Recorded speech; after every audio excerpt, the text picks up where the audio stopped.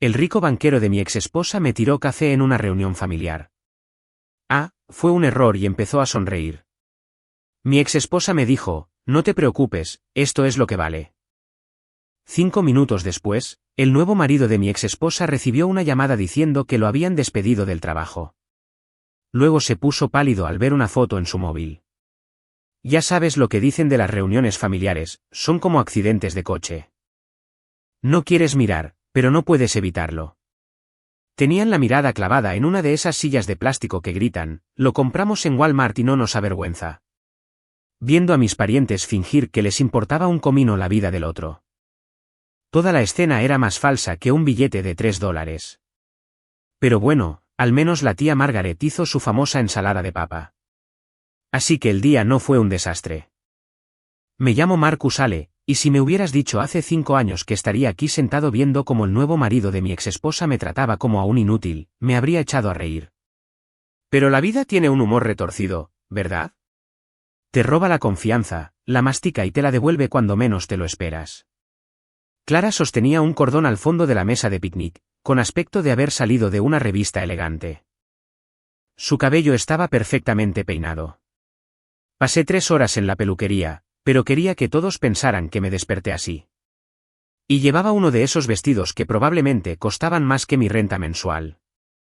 Junto a ella estaba sentado Richard Langford, banquero extraordinario y un imbécil profesional, con esa sonrisa de $1 millón que me daban ganas de golpear algo. El tipo parecía tallado en mármol por algún artista renacentista con problemas paternos. Mandíbula perfecta, cabello perfecto, todo perfecto. Incluso su polo parecía planchado por ángeles.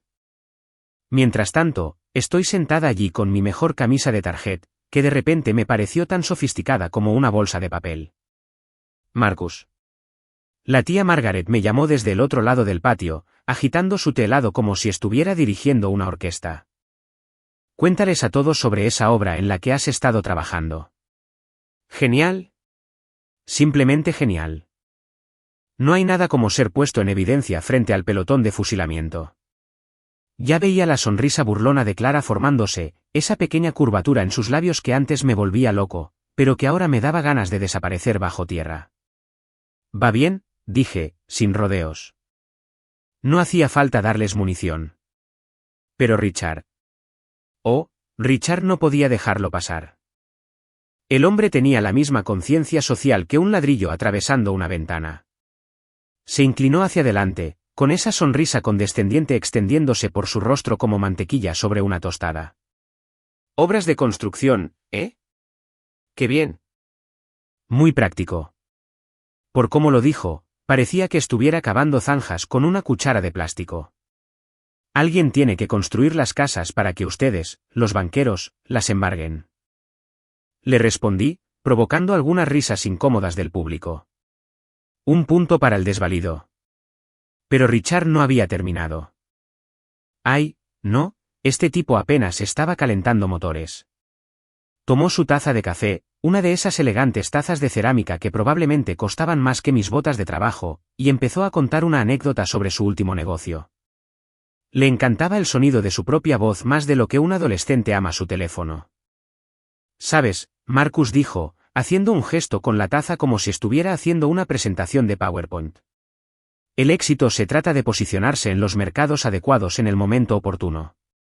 Se trata de tener visión, de comprender el panorama general.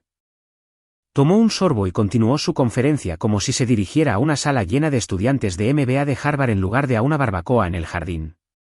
Fue entonces cuando ocurrió. El momento que habría dado para un gran vídeo de YouTube si alguien lo hubiera grabado. Richard estaba en medio de un gesto, metiéndose de lleno en su «yo tengo éxito y tú no eres rutinario», cuando su codo golpeó la silla de jardín del tío Bob. El movimiento hizo que su taza de café volara en un arco perfecto, como una especie de arcoíris cafeinado. El tiempo se ralentizó. ¿Sabes cómo es en esas películas de acción donde el héroe está a punto de ser atropellado por un autobús?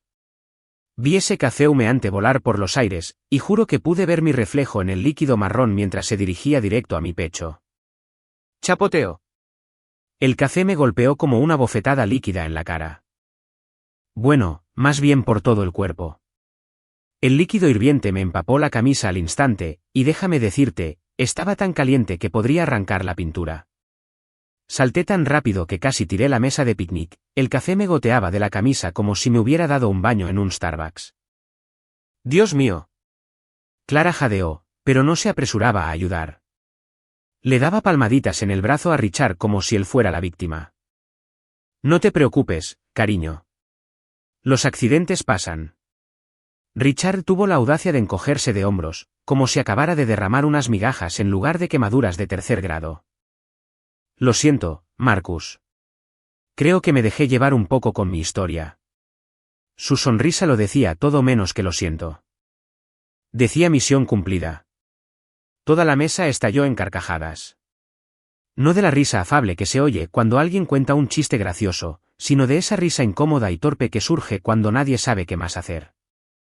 El primo Jimmy casi se ahogaba con su perrito caliente, e incluso la dulce abuela Rose se tapaba la boca, intentando no reírse. Pero fue la voz de Clara la que atravesó todo el ruido como un cuchillo en mi orgullo. No te preocupes, Marcus, dijo, con un tono que destilaba falsa preocupación y auténtica condescendencia. Esto es lo que vales al fin y al cabo. Las palabras pegan más fuerte que el café. Mucho más fuerte. Puedes quitar las manchas de café de una camisa, pero algunas cosas se te quedan grabadas en el alma como un rotulador permanente. La risa se hizo más fuerte, resonando en mis oídos como una especie de banda sonora retorcida para mi humillación. Me quedé allí, chorreando y ardiendo, viendo a esta gente, mi familia, disfrutar de mi vergüenza como si fuera el entretenimiento de la noche. Richard ya había vuelto a su historia, Clara estaba pendiente de cada palabra como si estuviera recitando poesía, y todos los demás habían seguido adelante como si nada hubiera pasado. Pero lo bueno de Rock Bottom es que tiene un wifi excelente, y la vista de todos los demás es nítida. Mientras estaba allí, con manchas de café extendiéndose por mi camisa como una especie de test de Rorschach con cafeína, me hice una promesa. Estas personas creyeron haberme visto en mi punto más bajo. Pensaron que este era mi techo. No tenían idea de lo que se avecinaba. Lo que no sabían, lo que ninguno de ellos podía saber, era que la vida tiene su forma de llevar la cuenta. Y a veces, solo a veces, la casa no siempre gana. A veces, el que no es favorito tiene su día, y cuando ese día llega, es más dulce que la venganza y el doble de satisfactorio. Tomé unas servilletas y empecé a limpiarme, ignorando sus miradas y susurros. Que se rieran. Que pensaran que habían ganado. El juego apenas comenzaba. Capítulo 2, el hombre que subestimaron. Déjenme contarles cómo llegué a ser el saco de boxeo de la familia. Hace 3 años, me casé con Clara. Antes, ella todavía se reía de mis chistes y no me miraba como si fuera algo que se quitaría del zapato. Teníamos planes, ¿sabes? Todo un paquete para el sueño americano. Una cerca blanca, 2 hijos y medio, quizá un Golden Retriever, un nombre ridículo como galleta. Pero la vida tenía otros planes. Mi empresa constructora, Ale & Sons, era solo yo, sin hijos involucrados. Hablando de publicidad engañosa. Pasé por lo que, generosamente, podríamos llamar una mala racha. Más bien un sumidero financiero que se tragó todo por lo que había trabajado como una especie de monstruo devorador de dinero. Los proyectos se acabaron más rápido que un charco en el Valle de la Muerte. Los clientes desaparecieron como si hubieran entrado en un programa de protección de testigos. Y de repente, estaba perdiendo dinero a más velocidad que un rapero con un nuevo contrato discográfico. Clara se quedó unos 5 minutos después de que los extractos bancarios empezaran a aparecer guiones de películas de terror. Un día, al llegar a casa, encontré sus maletas listas y una nota en la encimera de la cocina que básicamente decía: gracias por los recuerdos, pero me cambio a uno mejor. ¿Qué clase? Ni siquiera tuvo el valor de decírmelo a la cara. Me dejó ahí plantado, con ese papel en la mano como si fuera una carta del infierno.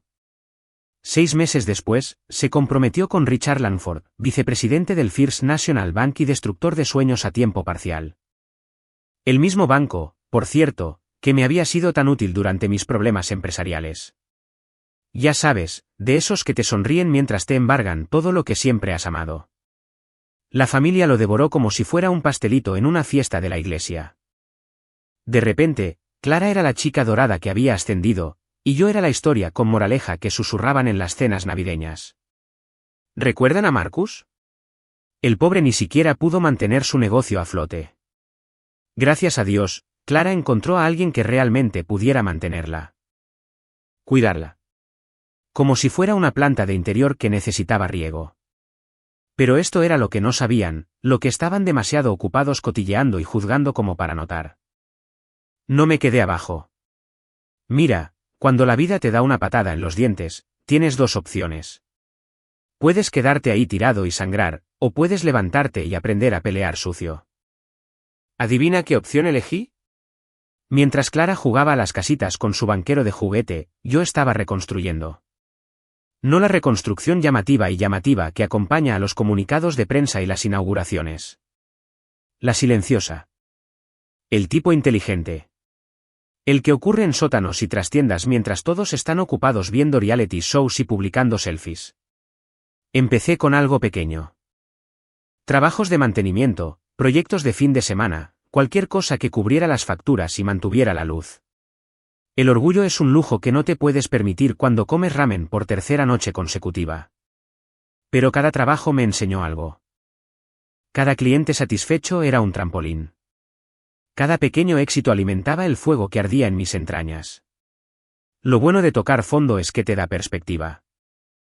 Cuando ya no tienes nada que perder, dejas de preocuparte por lo que piensen los demás. Dejas de ir a lo seguro. Empiezas a correr los riesgos que corre la gente exitosa. Porque el fracaso deja de dar miedo cuando ya estás ahí. Invertí el poco dinero que me quedaba en una propiedad a las afueras. Un terreno que todos decían que no valía nada porque estaba demasiado lejos del centro. Pero vi algo que ellos no vieron. Vi el futuro. Vi cómo crecía la ciudad. Cómo cambiaban los patrones de tráfico. Cómo las familias jóvenes buscaban viviendas asequibles fuera de la expansión urbana. Mientras Richard se dedicaba a ser el pez gordo en cócteles y Clara. ¿Sabes que dicen que el tiempo lo es todo? Bueno, quienes quiera que sean, no bromeaban. Si la vida fuera una película, lo que sucedió después habría sido el momento en que la música sube de volumen y la cámara se acerca para lograr un efecto dramático. Pero esto no era Hollywood. Esto era la vida real. Y la vida real tiene una forma de impartir justicia con un toque de humor perfecto. Yo seguía allí de pie, como un espantapájaros empapado en café, limpiándome la camisa con servilletas que eran tan efectivas como usar una curita para reparar el Titanic, cuando el teléfono de Richard empezó a vibrar. No era la educada y pequeña vibración que dice, «¿Tienes correo?», sino el zumbido furioso e insistente que grita, «Tu vida está a punto de cambiar, amigo». Al principio, lo ignoró. Richard seguía entusiasmado con su pequeño espectáculo de tirar café, absorbiendo las risas como un monologuista que acaba de soltar su mejor frase. Su brazo rodeaba los hombros de Clara, y ella lo miraba con esa mirada de adoración que antes reservaba para mí. Toda la escena me dio ganas de vomitar, pero mantuve la cara impasible. El teléfono vibró una y otra vez. La sonrisa perfecta de Richard empezó a agrietarse, como la pintura descascarada de una pared expuesta al sol. Sacó el teléfono del bolsillo, miró la pantalla y juro que vi cómo su rostro pasaba de arrogante a preocupado en medio segundo. «Discúlpame un momento», dijo, con la voz aún suave, pero con un tono que no tenía antes. «El trabajo nunca para, ya sabes cómo es». La verdad es que no lo sabía. Cuando trabajas por cuenta propia, tu teléfono es tu salvación o tu sentencia de muerte, según quien llame. Pero Richard trabajaba en un banco, uno grande y estable, de esos que llevan aquí desde la administración de Eisenhower. Esos tipos no solían recibir llamadas de emergencia los domingos por la tarde, a menos que alguien estuviera robando la bóveda o el director ejecutivo estuviera sufriendo un infarto. Se apartó de la mesa, pero no lo suficiente. En un patio trasero lleno de parientes parlanchines, su voz se esparcía como humo en el viento. No pude entender cada palabra, pero capté lo suficiente para saber que, pasara lo que pasara, no eran buenas noticias. Su voz subió una octava, luego bajó a un susurro y volvió a subir como si estuviera en una montaña rusa emocional. «¿Cómo que con efecto inmediato?», preguntó, tan alto que media familia lo oyó. Eso captó la atención de todos enseguida.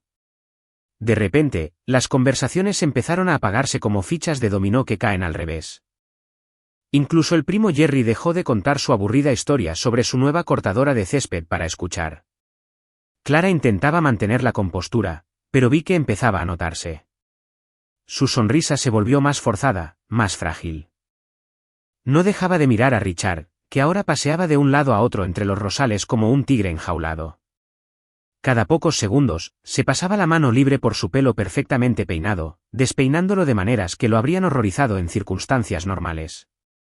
Tiene que haber algún error, dijo Richard, con la voz cada vez más alta y desesperada. Llevo 8 años en la empresa. Mis evaluaciones de desempeño han sido ejemplares. Acabo de cerrar el trato con Henderson el mes pasado. El acuerdo de Henderson. Sabía de él. Richard había estado alardeando de ello en la última reunión familiar, hablando sin parar de cómo había estructurado este complicado préstamo comercial que le ahorraría miles al cliente y le haría ganar una fortuna al banco. En aquel momento, sonó impresionante. Ahora, al escucharlo defender su caso ante quienquiera que estuviera al otro lado del teléfono, parecía el desvarío desesperado de un hombre que ve cómo su mundo se derrumba. La tía Margaret fue la primera en romper el incómodo silencio que se había instalado en la fiesta como un aguafiestas. ¿Está todo bien por ahí?, preguntó, con la voz impregnada de esa falsa preocupación que se usa cuando en realidad solo se está entrometiendo. Richard levantó un dedo en el gesto habitual de «dame un minuto», pero su rostro revelaba una historia completamente distinta. Sus mejillas habían palidecido, como si hubiera visto un fantasma. O tal vez como si acabara de darse cuenta de que estaba a punto de convertirse en uno. «Escucha», dijo por teléfono. «Puedo estar allí en 1 hora. Podemos solucionarlo». Obviamente hubo algún malentendido. Tengo contratos, documentación, todo lo necesario para aclarar esto. Pero incluso desde donde estaba, me di cuenta de que la persona al otro lado no se creía lo que vendía. Richard hundió los hombros como si le hubieran quitado el aire. Miró a nuestro pequeño público, se dio cuenta de que todos estábamos viendo su colapso profesional en tiempo real y nos dio la espalda. Ahí empezó el rumor. Ya sabes cómo son las reuniones familiares. Las noticias corren más rápido que los chismes en una peluquería. En 30 segundos, todos especulaban sobre qué le estaba pasando al chico de oro, Richard. Parece que lo despidieron. El tío Bob murmuró, sin molestarse en bajar la voz. No le podría pasar a un tipo más amable, añadió alguien más con un bufido. Clara miraba alrededor de la mesa como un ciervo deslumbrado, su perfecta compostura finalmente comenzaba a resquebrajarse. Por primera vez desde que la conocía, parecía genuinamente vulnerable. No la vulnerabilidad calculada y manipuladora que usaba para salirse con la suya, sino la auténtica. La que surge al ver cómo tu mundo entero se tambalea. Seguro que es solo un malentendido, dijo, con la voz temblorosa. Richard es muy bueno en su trabajo. El banco lo adora. Tiempo pasado, me di cuenta. Incluso ella empezaba a darse cuenta. Richard terminó su llamada y regresó a la mesa como quien se dirige a su propia ejecución. Tenía los hombros hundidos, la corbata torcida y esa sonrisa de $1.000.000 no aparecía por ningún lado. Parecía que le habían quitado las pilas. ¿Todo bien, cariño?, preguntó Clara, tomándole la mano. Pero él se apartó, lo cual fue curioso. Desde que los conocí como pareja, Richard nunca había perdido la oportunidad de presumir de su perfecta relación. Ahora actuaba como si su tacto le quemara. Tengo que irme, dijo con voz monótona y sin emoción. Surgió algo en el trabajo. Un domingo, la abuela Rose intervino, porque al parecer nadie iba a dejar pasar esto sin un interrogatorio completo. Richard apretó la mandíbula. La banca no es un negocio de 9 a 5, señora Patterson. La gestión de crisis no se toma los fines de semana libres. Gestión de crisis. Esa era una forma elegante de decir que estaba en apuros y que necesitaba encontrar la manera de salvarlo. Te acompaño, dijo Clara, ya buscando su bolso. No. La palabra salió más cortante de lo que pretendía, y Clara retrocedió como si la hubiera abofeteado. O sea, no hay necesidad. Estos son negocios. Deberías quedarte y disfrutar de la fiesta. Disfruta de la fiesta. Claro. Porque nada dice, pásalo bien, como ver cómo la carrera de tu marido se desploma en tiempo real. Richard recogió sus cosas con la eficiencia de quien tiene mucha práctica en salidas rápidas. Besó a Clara en la mejilla, un beso superficial con tanta pasión como un apretón de manos, y se dirigió a su coche sin decir nada más. Todos lo vimos alejarse, su BMW desapareciendo calle abajo, como su dignidad. El silencio que siguió fue ensordecedor. Clara permaneció allí sentada, con aspecto de shock, mirándose las manos como si contuvieran las respuestas a preguntas que no sabía cómo formular. Estoy segura de que todo saldrá bien, dijo la tía Margaret, pero nadie le creyó. Vaya, ni ella misma lo creía. En cuanto a mí, me quedé allí sentada, todavía húmeda por la ducha de café, viendo cómo el karma obraba su magia en tiempo real. No dije nada. No me jacté. No hice bromas. Ni siquiera sonreí.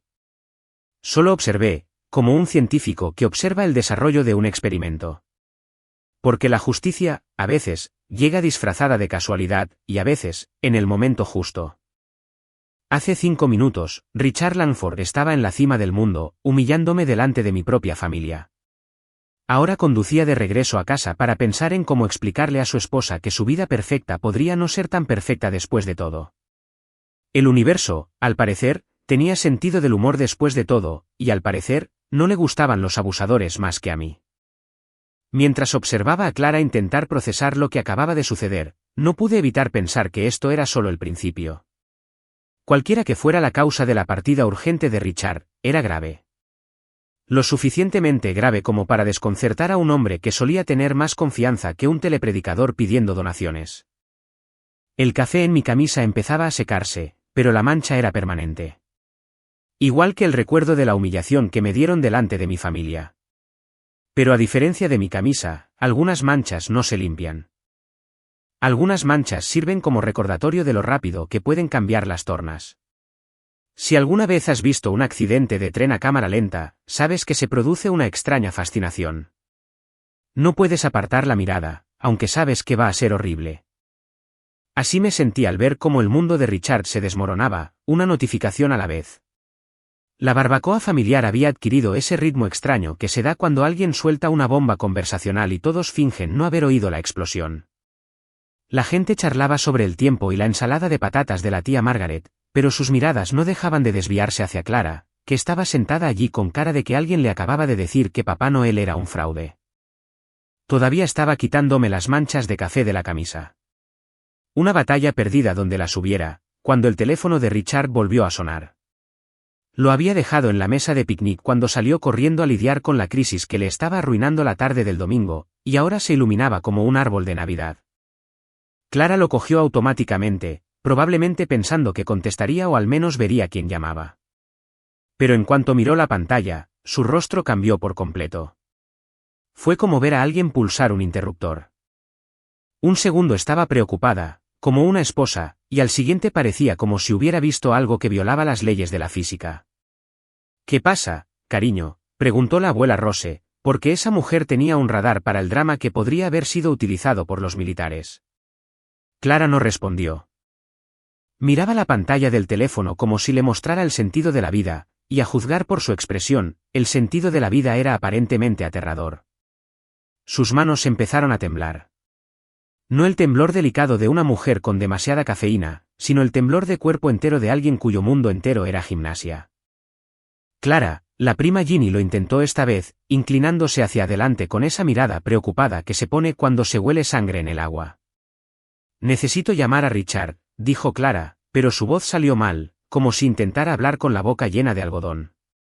Intentó manipular el teléfono, casi dejándolo caer 2 veces antes de lograr desbloquear la pantalla. Ahora bien, no me enorgullezco de lo que hice después, pero la curiosidad mató a más que solo gatos.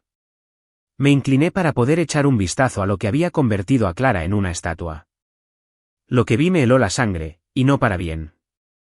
Era una fotografía. Incluso desde mi limitado ángulo de visión, pude distinguir suficientes detalles para saber que no se trataba de una inocente instantánea familiar. La imagen estaba granulada, como si hubiera sido tomada desde lejos o con poca luz, pero mostraba a 2 personas en lo que, generosamente, podríamos llamar una posición comprometedora. Uno de ellos se parecía muchísimo a Richard. Pero lo curioso es que la otra persona definitivamente no era Clara. La foto tenía una marca de tiempo en la esquina. Hace 3 días. Miércoles por la tarde, para ser precisos. El mismo miércoles que Richard le dijo a Clara que trabajaría hasta tarde en el acuerdo con Henderson. Al parecer, había estado trabajando en algo, pero no en asuntos bancarios. El rostro de Clara adoptó unas 15 expresiones diferentes en 10 segundos: sorpresa, confusión, incredulidad y, finalmente, algo que parecía el inicio de una fusión nuclear. Bajó la vista y vio un par de mensajes de texto debajo de la foto. Un montón. Todos de un número que no estaba en su lista de contactos. ¿Quién envió esto?, susurró, más para sí misma que para nadie más. Fue entonces cuando el tío Bob, con la gracia social de un elefante en una cacharrería, decidió intervenir. ¿Enviar qué? ¿Qué te tiene tan alterada? Clara cerró el teléfono de golpe como si fuera radiactivo. Nada. No es nada. Solo cosas del trabajo. Cosas del trabajo. Claro. Porque nada dice más sobre los informes trimestrales que una mujer sufriendo un ataque de pánico por un mensaje de texto. Pero el daño ya estaba hecho. Esa foto, fuera lo que fuese, había conmocionado a Clara hasta los huesos. No dejaba de mirar el teléfono como si fuera a explotar en cualquier momento. Y cada vez que sonaba con otra notificación, se estremecía como si alguien le disparara un pistoletazo de salida junto a la oreja. Debería ir a ver cómo está Richard, dijo, levantándose tan rápido que casi tiró la silla. Parecía muy estresado por el trabajo. Estresado. Esa era una forma de decirlo. Si tuviera que adivinar, Richard probablemente estaba en algún lugar sufriendo el tipo de ataque de pánico que requería intervención farmacológica. ¿Quieres que te lleve?, se ofreció el primo Jimmy, porque al parecer, todos habían decidido que Clara no estaba en condiciones de manejar maquinaria pesada. No. La palabra salió más brusca de lo que pretendía, y rápidamente intentó retractarse. Bueno, no, gracias. Estaré bien. Solo necesito ir a casa y asegurarme de que todo esté bien. Recogió su bolso y la chaqueta de Richard con la energía frenética que la gente suele reservar para situaciones de evacuación. Cada movimiento era brusco, antinatural, como si la controlara alguien que nunca antes había operado un cuerpo humano. ¿Clare? Cariño, dijo la tía Margaret, usando su voz de, estoy preocupada, pero también increíblemente curiosa. Estás pálida como un fantasma.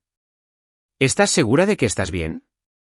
Estoy bien, insistió Clara, pero era tan convincente como un político en época electoral. Todo está bien. Richard está bien. Todos estamos bien. La señora protesta demasiado, como diría Shakespeare. Aunque estoy bastante seguro de que Shakespeare nunca tuvo que lidiar con fotos misteriosas enviadas al teléfono de alguien durante una barbacoa familiar. Mientras Clara salía apresuradamente, prácticamente corriendo hacia su coche como si la persiguieran los perros del infierno, los demás nos quedamos allí sentados en un silencio atónito. Fue como ver las consecuencias de un desastre natural. Sabes que algo grave acaba de ocurrir, pero no estás seguro de que te golpeó. Bueno, dijo el tío Bob finalmente, eso fue rarísimo. Lenguaje, Robert. La abuela Rose lo regañó, pero no le hacía ninguna gracia. Estaba demasiado ocupada intentando comprender lo que acababa de ocurrir. Me quedé allí sentado, con las servilletas manchadas de café en la mano, intentando procesar lo que había presenciado. Esa fotografía había sido revolucionaria, sin duda. Lo que mostrara, quienquiera que la hubiera enviado, fue suficiente para que Richard y Clara entraran en pánico. Y esto es lo que pasa con el pánico, hace que la gente haga estupideces. Los vuelve descuidados. Les hace revelar verdades que preferirían mantener enterradas. Las llamadas, la foto misteriosa, la forma en que Richard había actuado como si el contacto de Clara fuera veneno. Todo empezaba a pintar un panorama más horrible de lo que podría haber imaginado. Richard no solo tenía problemas laborales. Richard tenía el tipo de problemas que destruyen matrimonios, acaban con carreras y arruinan vidas. Mientras veía el coche de Clara desaparecer calle abajo, probablemente a toda velocidad hacia la catástrofe que la aguardaba en casa, sentí algo que no había experimentado en mucho tiempo. Simpatía. No por Richard. Ese tipo podría pudrirse en el infierno, por lo que a mí respecta. Pero para Clara, que estaba a punto de descubrir que su vida perfecta se construía sobre cimientos tan sólidos como un castillo de naipes en medio de un huracán. La ironía no se me escapó. 3 años atrás, Clara me dejó porque no podía mantenerla. Quería seguridad, estabilidad, un hombre que le diera la vida que creía merecer. Así que me cambió por Richard, señor. Perfecto, con su trabajo perfecto, su salario perfecto y su todo perfecto. Resulta que la perfección es solo otra palabra para decir que es muy bueno disimulando los defectos. A medida que la familia empezaba a dispersarse, con excusas por madrugar y largos viajes a casa, no podía quitarme la sensación de que esto era solo el principio. Fuera lo que fuese que apareciera en esa foto, quienquiera que la hubiera enviado, aún no había terminado. Esto parecía el primer movimiento de una partida de ajedrez, y Richard estaba a punto de descubrir que había estado jugando a las damas mientras su oponente planeaba 3 movimientos por adelantado. Finalmente, me rendí ante las manchas de café y me dirigí a mi camioneta, con la mente llena de posibilidades. Mañana iba a ser interesante. ¡Rayos! Las próximas semanas iban a ser un auténtico desastre. Y por primera vez en 3 años, no iba a ser la atracción principal. Capítulo 5, a puerta cerrada. Ya sabes lo que dicen de los pueblos pequeños. Todo el mundo sabe lo que hacen los demás, y lo que no saben, se lo inventan. El lunes por la mañana, el molino de chismes trabajaba más duro que una fábrica de mantequilla durante la Gran Depresión. El pequeño colapso de Richard en la barbacoa les había dado a todos de qué hablar, y vaya si hablaron. Estaba tomando un café en Murphy's Diner, de esos sitios donde el café se ha estado preparando desde la administración Carter y la tarta es tan buena que te hace olvidar tu propio nombre, cuando mi primo Oliver se sentó en la mesa frente a mí. Oliver trabajaba de conserje en el juzgado, lo que lo convertía en la CNN del drama local. Si algo estaba pasando en este pueblo, Oliver lo sabía antes que los involucrados. «Ya oíste lo que pasó anoche», dijo, quitándose la gorra de béisbol y alisándose lo que le quedaba de pelo. Oliver rondaba los 60 y tenía el rostro curtido por tantos años de vida dura y cerveza barata. «Ilumíname», dije, tomando un sorbo de café tan fuerte que podría despertar a un muerto. Murphy's no se andaba con rodeos con la cafeína. «Bueno», dijo Oliver, inclinándose hacia adelante como si estuviera a punto de compartir secretos de estado. «La esposa del primo de mi vecino trabaja en el banco, ¿verdad? Dice que hubo gente de traje todo el fin de semana, revisando archivos, computadoras y demás. Agentes federales, si me entiendes. Agentes federales. Eso nunca fue una buena noticia, sobre todo para alguien en la posición de Richard. Cuando los federales aparecen en tu trabajo un fin de semana, estás a punto de conseguir un gran ascenso o una larga condena de prisión. Y algo me decía que Richard no iba a conseguir un ascenso. Qué interesante, dije, intentando mantener la voz neutra. ¿Alguna idea de qué buscaban? Oliver se encogió de hombros. Nadie habla oficialmente, pero se dice que tiene algo que ver con unos préstamos que no salieron como se esperaba. Grandes. De esos que salen en los titulares cuando salen mal. El caso de Henderson. Tenía que serlo. Richard había estado alardeando de ese préstamo como si fuera su boleto al baño de ejecutivos, pero ahora empezaba a sonar más como su boleto a una prisión federal. Pero eso ni siquiera es lo bueno, continuó Oliver, con los ojos brillantes como los de un niño en la mañana de Navidad. ¿Recuerdas cómo vivían Richard y Clara en esa casa elegante de la calle Maple? ¿La de la entrada circular y la fuente? Me acordé. Es difícil olvidar una casa que parecía sacada de una revista sobre cómo vive la gente rica. Clara me había enviado una tarjeta de Navidad desde allí el año pasado, probablemente solo para restregármela en la cara. Bueno, Oliver dijo que, anoche, alrededor de las 11, todo el vecindario escuchó una pelea a gritos. O sea, gritos que parecían derribar, arrastrar y llamar a la policía. La señora Henderson, de al lado, dijo que sonaba como si alguien estuviera siendo asesinado. Eso sí que fue interesante. Clara no era precisamente de las que gritan, al menos no de las que dejan que los vecinos se enteren. Era más bien de las que discuten esto con calma y racionalidad mientras te destrozan el alma poco a poco. Si gritaba tan fuerte que los vecinos la oían, algo grave había pasado. ¿Alguna idea de por qué se peleaban?, pregunté. Bueno, dijo Oliver, mirando a su alrededor para asegurarse de que nadie la escuchaba. La señora Henderson tiene buen oído y dijo que oyó a Clara gritar algo sobre fotos y mentiras, y cómo pudo hacerle esto. Entonces Richard le gritó que no era lo que parecía, y que necesitaba calmarse y pensarlo racionalmente. Fotos.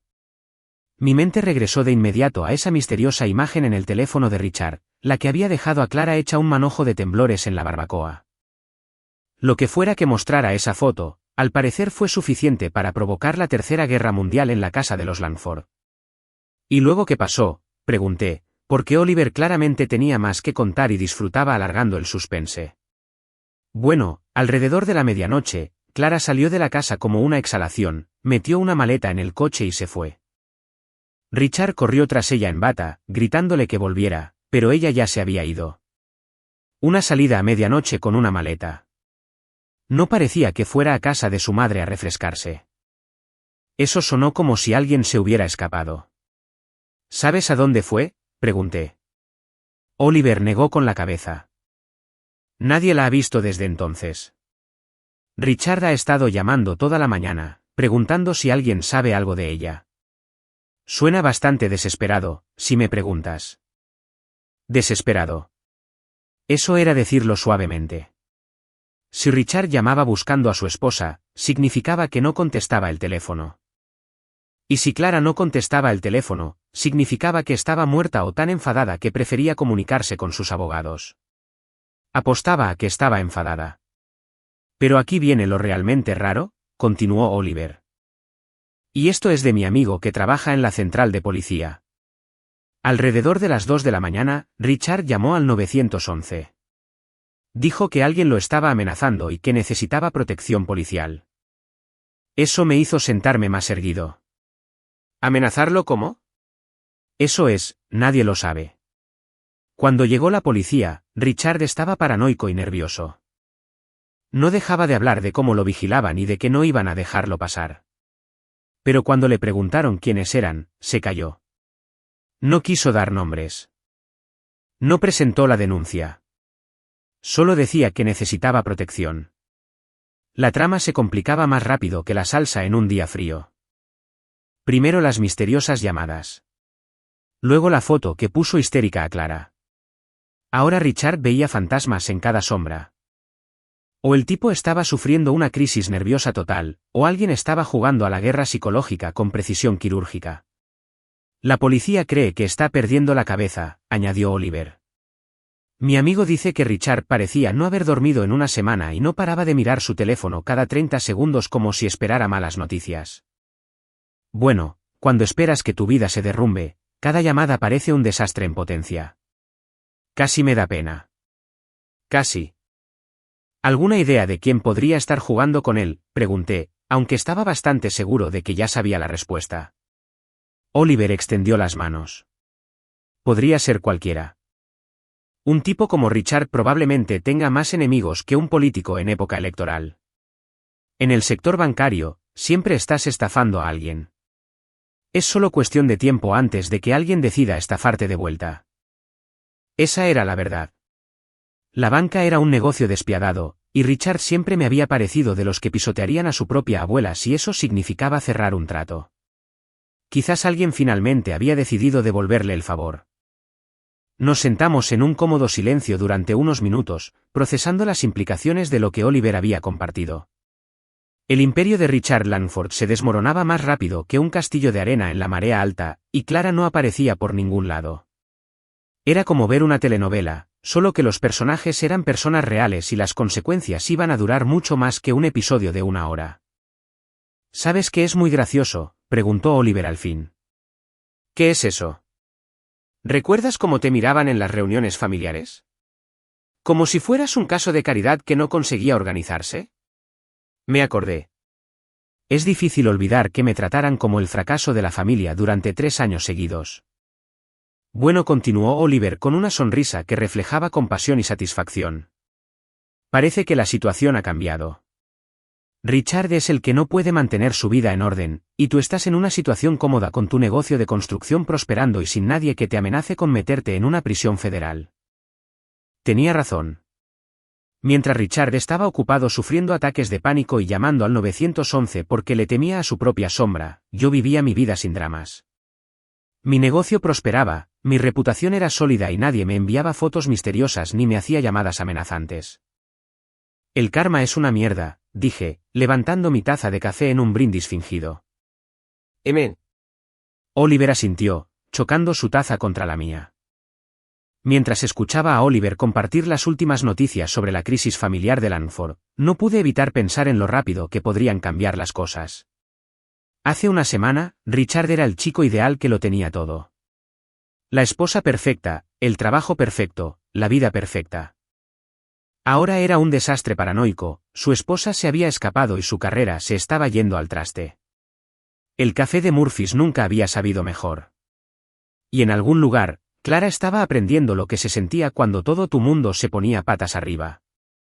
Quizás ahora entendería por qué me veía tan perdido cuando mi negocio fracasó y decidió que no valía la pena seguir con mi vida.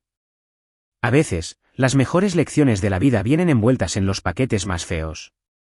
Y a veces, la mejor venganza es simplemente quedarse de brazos cruzados y ver cómo el karma hace lo suyo. Si alguna vez has visto derrumbarse un castillo de naipes, sabes que no ocurre de golpe. Primero, una carta se mueve ligeramente. Luego, otra se tambalea. En un abrir y cerrar de ojos, todo se derrumba como una chica borracha de una hermandad con tacones. Eso es exactamente lo que le estaba pasando al programa de Richard y Clara, y yo estaba en primera fila para presenciar el desastre. La noticia sobre la situación laboral de Richard se extendió por la ciudad más rápido que un incendio forestal en agosto. El martes por la mañana, todos, desde el cartero hasta la cajera del supermercado, sabían que Langford, el jovencito, ya no trabajaba para First National Bank. La versión oficial era que había decidido buscar otras oportunidades, y como dicen las empresas, lo despedimos tan rápido que dejó marcas en el trasero. Pero este no fue un despido cualquiera. Este era el tipo de despido que conlleva escoltas de seguridad, confiscación de bienes de la empresa y abogados con marcación rápida. Se decía que el FBI había confiscado la computadora del trabajo de Richard, su coche de empresa y probablemente su plaza de aparcamiento, por si acaso. Cuando los agentes federales empiezan a aparecer en tu oficina, no suele ser para felicitarte por tu rendimiento trimestral. ¿Lo más jugoso? El banco no solo estaba cortando lazos con Richard. Se estaban distanciando activamente de él como si tuviera una enfermedad contagiosa. Ya habían eliminado su nombre de todo el material de marketing, borrado su biografía de su sitio web y, al parecer, habían enviado un memorando a todos los empleados indicándoles que no hablaran de la situación con nadie fuera de la empresa. Ese tipo de control de daños no se da porque alguien olvidó presentar un informe a tiempo. Eso ocurre cuando alguien ha estado haciendo cosas que podrían meter a toda la institución en problemas. Estaba obteniendo toda esta información de mi amigo Jake, que trabajaba en mantenimiento en el banco y tenía el tipo de acceso que lo hacía estar mejor informado que la mayoría de los ejecutivos.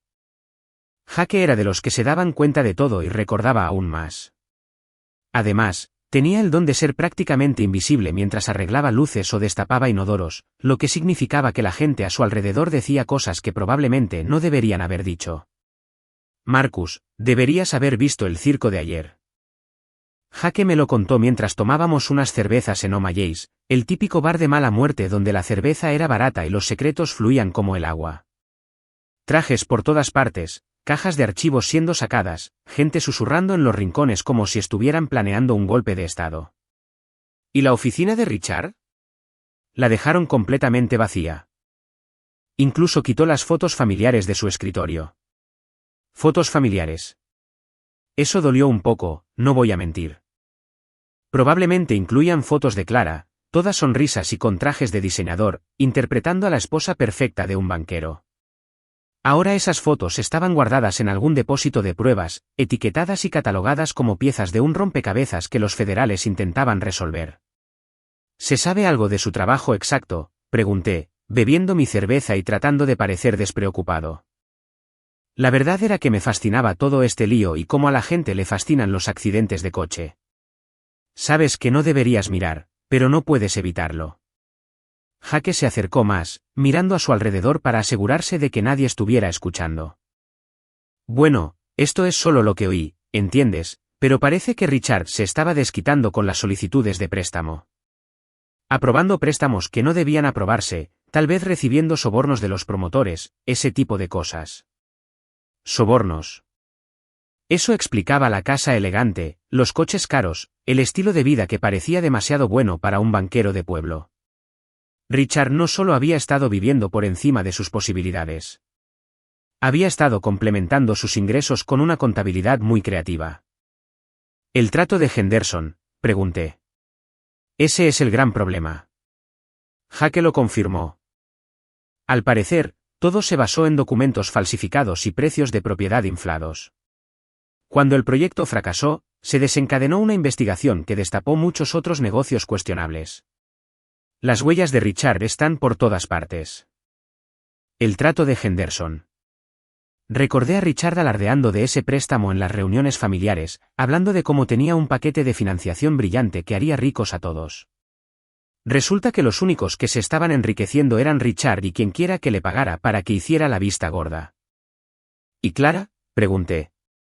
Porque, sinceramente, me intrigaba cómo estaba gestionando la espectacular caída en desgracia de su marido.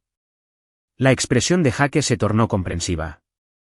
Esa mujer está pasando la peor semana de su vida. Ayer se presentó en el banco intentando entrar a la oficina de Richard a recoger sus cosas personales. Tuve que explicarle que todo era evidencia y que no podía tocar nada. Me imaginaba esa escena. Clara con uno de sus trajes de diseñador, probablemente con uno de esos bolsos caros que cuestan más que el salario mensual de la mayoría, escuchando a un agente federal decirle que la taza de café de su esposo ahora era propiedad del gobierno de Estados Unidos. ¿Cómo se lo tomó?, pregunté. También como cabría esperar, dijo Jake con una mueca. Empezó a llorar allí mismo, en el vestíbulo. Y no era un llanto bonito y delicado. Del tipo feo, con el rímel corrido y sin aliento. La seguridad tuvo que escoltarla. Clara llorando en público. Eso era algo que nunca pensé que vería. La mujer con la que estuve casado preferiría morir antes que dejar que la gente la viera vulnerable. Siempre se había preocupado tanto por las apariencias, tanto por mantener esa imagen perfecta. El hecho de que se hubiera derrumbado delante de un grupo de desconocidos me dijo lo bajo que había caído. ¿Dónde se aloja?, me sorprendí preguntándome, aunque no estaba seguro de por qué me importaba. Esa es la cuestión, dijo Jake, terminando su cerveza y pidiendo otra. Nadie lo sabe. No está en casa. Richard ha estado allí solo, dando vueltas como un animal enjaulado. Su madre no la ha visto. Su hermana no sabe nada de ella. Es como si hubiera desaparecido. Desapareció. O tal vez fue lo suficientemente inteligente como para irse de la ciudad antes de que todo explotara. Si Richard había estado aceptando sobornos y Clara lo sabía, ella también podría enfrentar cargos. Conspiración, lavado de dinero, quién sabe qué más. Quizás decidió que la discreción era la mejor parte del valor y se largó de aquí mientras aún podía. Lo de las redes sociales fue particularmente brutal. Clara siempre había sido una gran usuaria de Facebook e Instagram, publicando constantemente fotos de su vida perfecta, vacaciones exóticas, cenas caras, galas benéficas donde se codeaban con la élite local. Pero sus cuentas habían desaparecido hacía 3 días. Sin actualizaciones, sin fotos, ni siquiera una publicación con pensamientos y oraciones sobre alguna tragedia. Para alguien que solía documentar cada comida, ese silencio era ensordecedor. Mientras tanto, Richard aparentemente estaba perdiendo la cabeza en esa gran casa de lujo, completamente solo. Los vecinos dijeron haberlo visto deambulando por el patio a todas horas, revisando obsesivamente las cerraduras de las puertas y sobresaltándose cada vez que pasaba un coche. La señora Henderson, la vecina entrometida que había oído la épica pelea entre él y Clara, dijo que había estado llamando a la policía tan a menudo que habían empezado a tratar su casa como una patrulla normal. ¿Qué paranoicos son?, continuó Jake. Mi primo es policía y dice que han ido a casa de Richard 6 veces en los últimos 4 días. Coches sospechosos, llamadas raras, gente siguiéndolo, pero cada vez que lo revisan, no hay nada. Nada, o nada que puedan probar. Había una diferencia, y presentía que Richard la conocía perfectamente. Cuando te involucras en el tipo de negocio que atrae la atención federal, tiendes a hacerte enemigos. El tipo de enemigos que no olvidan ni perdonan. Lo más loco fue ver cómo reaccionaba el pueblo ante todo el lío. La gente que llevaba años besándole el trasero a Richard de repente actuaba como si nunca lo hubieran conocido. ¿El club de campo del que era socio? Estaban revisando su estatus de socio. ¿Las juntas directivas de las organizaciones benéficas donde Clara había trabajado? Estaban reestructurando sus equipos de liderazgo. Era como ver la lepra social en acción. Un día eres la pareja ideal con la que todos quieren estar, y al día siguiente eres un residuo radiactivo que nadie quiere reconocer. Y durante todo aquello, no dejaba de pensar en esa mancha de café en mi camisa. En cómo se rieron cuando Richard me humilló en la barbacoa. En el comentario petulante de Clara de que esto era lo que yo valía. Es curioso lo rápido que se recalcula el valor cuando resulta que toda tu vida se basa en mentiras. 3 semanas después de la barbacoa infernal, llegó la reunión anual de la familia Patterson. El tipo de diversión familiar forzada que hace que Ruth Canal parezca atractiva. Normalmente, encontraba una excusa para saltarme estas cosas. Una intoxicación alimentaria, una peste bubónica repentina, una abducción extraterrestre, cualquier cosa para evitar 8 horas de familiares comparando los logros de sus hijos y presumiendo de sus últimas compras. Pero este año fue diferente. Este año, tuve un asiento en primera fila para el mayor espectáculo del mundo, el espectacular colapso del imperio de Richard y Clara. La reunión se celebraba en Riverside Park, el mismo lugar donde nos habíamos reunido durante los últimos 15 años. Las mismas mesas de picnic, las mismas parrillas oxidadas, los mismos baños portátiles que parecían haber pasado por una guerra. Lo único que había cambiado era el reparto, y vaya si había cambiado. Llegué con un retraso elegante, no porque intentara hacer una entrada espectacular, sino porque había estado toda la mañana en la obra y tuve que ducharme para quitarme 3 capas de polvo de la construcción. Cuando entré al aparcamiento en mi camioneta, ya podía ver el drama familiar desarrollándose como una especie de telenovela retorcida. ¿Lo primero que noté? El BMW de Richard no estaba a la vista. Ese coche había sido su orgullo y su alegría, un reluciente símbolo de estatus que amaba casi tanto como le encantaba oírse hablar. Su ausencia me dijo todo lo que necesitaba saber sobre su caída. ¿Lo segundo que noté? El coche de Clara estaba allí, pero parecía haber tenido mejores tiempos. La mujer que le limpiaba el coche cada semana conducía un coche que parecía haber pasado por una carrera de demolición. Tenía abolladuras en el parachoques, una grieta en el parabrisas y lo que parecían manchas de café en el salpicadero. O Clara se había dedicado a las acrobacias, o la vida la estaba machacando. Tomé mi contribución para la comida, una bolsa de papas fritas de la gasolinera, porque soy muy constante, y me dirigí hacia el caos. La primera persona que vi fue a mi prima Emma, que tenía un radar para los chismes que la NASA podría haber usado para rastrear satélites. Marcus. Me llamó, haciéndome señas como si fuera un salvavidas, y estaba sumida en el drama. ¿Viste a Clara? Dios mío, tienes que ver a Clara. Seguí la mirada de Emma por el parque, y sinceramente, casi no la reconocí. La mujer que siempre parecía salida de la portada de una revista ahora parecía como si la hubieran arrastrado por el infierno. Su cabello, que siempre había estado impecablemente peinado, estaba recogido en una coleta despeinada que gritaba «me rendí». Su ropa que sabía con certeza que costaba más que la cuota mensual de mi camioneta, se veía arrugada y le quedaba mal, como si la hubiera sacado de una maleta que llevaba guardada en su coche. Pero fue su rostro lo que realmente me impactó. Clara siempre había sido hermosa. Eso nunca estuvo en duda. Pero esta versión de Clara parecía vacía, como si alguien le hubiera chupado la vida y la hubiera dejado como un cascarón. Sus ojos, que antes brillaban con travesuras y ambición, ahora lucían apagados y cansados. Parecía alguien que llevaba semanas llorando y finalmente se había quedado sin lágrimas. ¿Dónde está Richard?, pregunté, aunque estaba casi segura de que ya sabía la respuesta.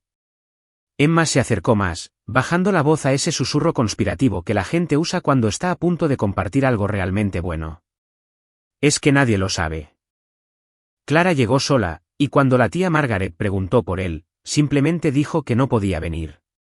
Pero escuchen esto, Sally, quien se enteró por su vecina, que trabaja en el juzgado, me dijo que la casa de Richard fue embargada la semana pasada. Ejecución hipotecaria. Jesús. La ironía era tan densa que se podía cortar con un cuchillo. El hombre que se ganaba la vida aprobando y denegando préstamos acababa de perder su casa a manos del banco. Había algo de justicia poética en ello. Como si el universo tuviera sentido del humor, después de todo.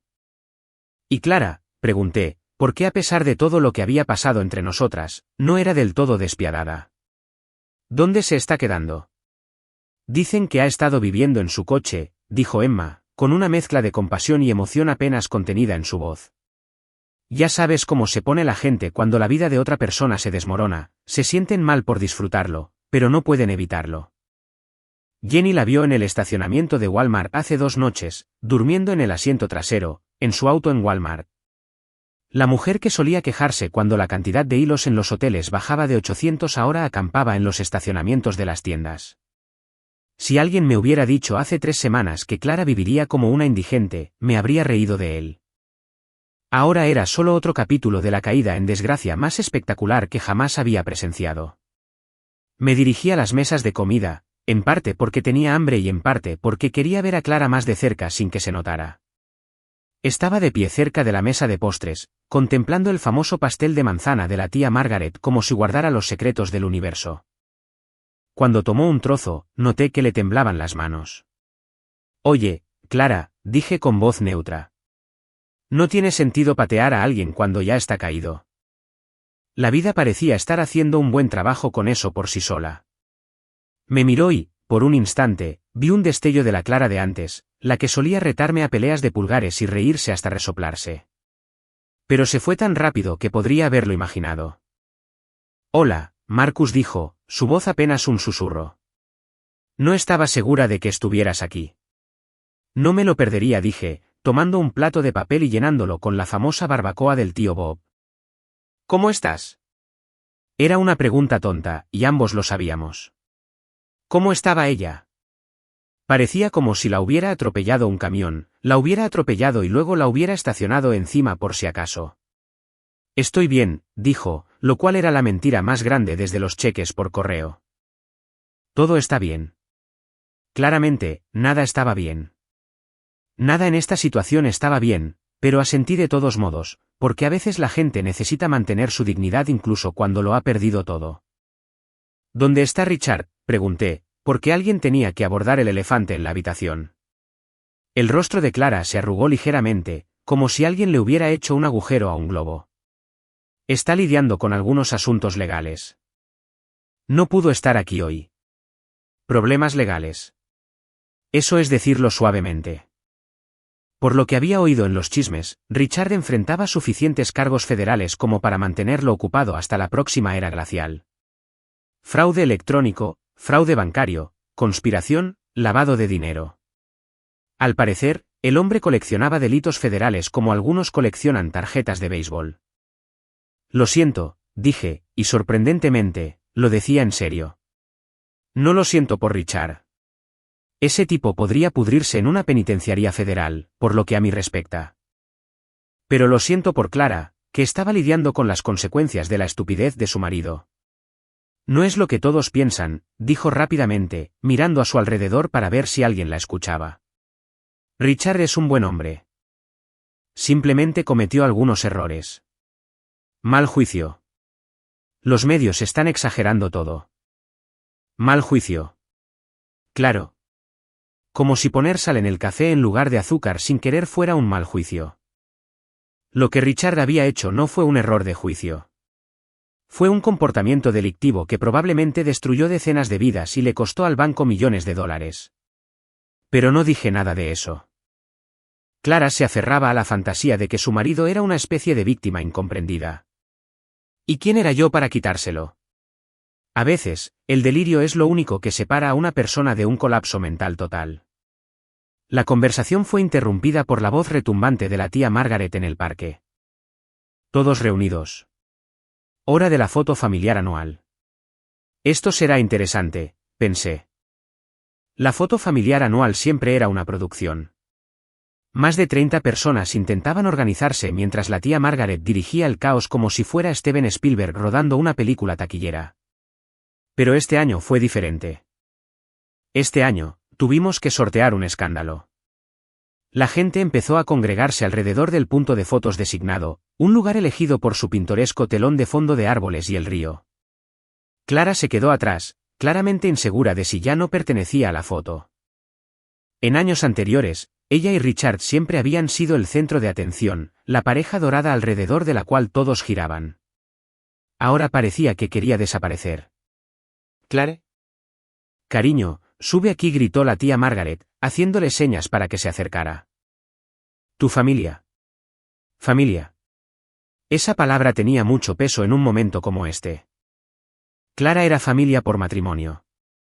Un matrimonio, técnicamente, ya que estaba bastante seguro de que los papeles del divorcio estaban en su futuro inmediato. Pero consanguíneo o no, los Patterson no abandonaron a los suyos, incluso cuando los suyos habían tomado decisiones de vida terriblemente malas. Clara avanzó a regañadientes, y me encontré haciendo algo inesperado. Me acerqué a ella, no lo suficiente para que fuera evidente, pero sí lo suficiente para que no estuviera sola al margen del grupo familiar, como una marginada. Me miró sorprendida, y por un instante, vi gratitud en sus ojos. No la gratitud fingida y manipuladora que solía desplegar cuando quería algo, sino un agradecimiento real por un pequeño gesto de bondad en lo que claramente había sido una larga racha de días muy desagradables. Todos digan papá. La tía Margaret gritó, y todos sonreímos obedientemente para la cámara. Pero mientras la cámara hacía clic, capturando lo que probablemente sería la última aparición de Clara en una reunión familiar de los Patterson, no pude evitar pensar en cuánto había cambiado desde la foto del año pasado. 12 meses atrás, Clara era la reina de este pequeño reino, presumiendo de su matrimonio y vida perfectos. Ahora era una advertencia sobre lo que sucede cuando la perfección resulta ser una ilusión. Después de la foto, la gente empezó a dispersarse, volviendo a sus conversaciones y a su ensalada de papas. Clara se quedó allí un momento, con aspecto perdido, como si no supiera qué hacer. ¿Estás bien?, pregunté, porque a pesar de todo, verla así era más duro de lo que esperaba. Me miró con esos ojos cansados y, por un segundo, pensé que respondería con sinceridad. Pero entonces se irguió, armándose de lo que le quedaba de orgullo, y me dedicó una sonrisa tan convincente como un billete de $3. Estoy bien, Marcus. De verdad, todo va a salir bien.